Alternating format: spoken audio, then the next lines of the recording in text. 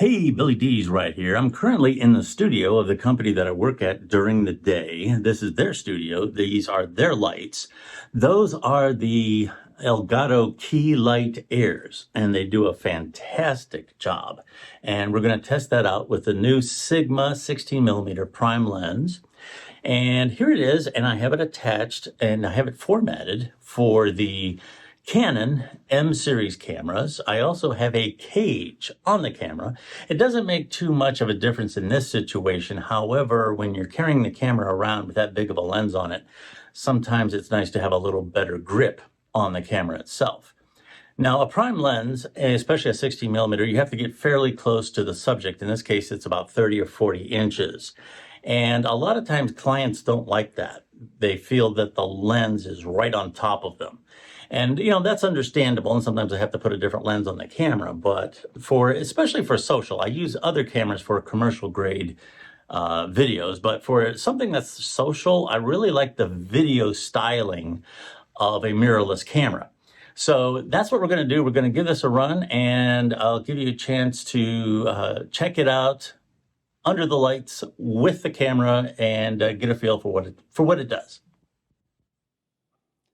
Billy D's right here on video, and as they say, I have a face for radio, and this is proof.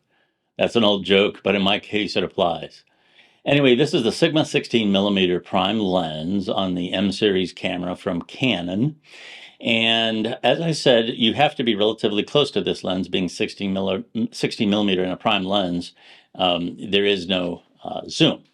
So with that being said, the reason that a prime lens works so well in this situation is that it allows a lot of light in from your subject, I should say. And in this case, we have the Elgato lights, which help that much more. A really clean, crisp, white light is so good for video.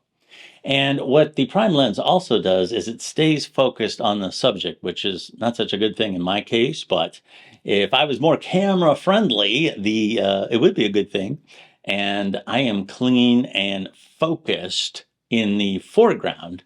And what this does to the background in a prime lens of this type, which is more wide, is that it gives you almost a portrait type effect, that type of thing. The background, the drapes and so forth should be just slightly blurry, not as crisp as the forefront. And that's what makes this lens such a great talking head lens. I'm Billy D's, and have an awesome day.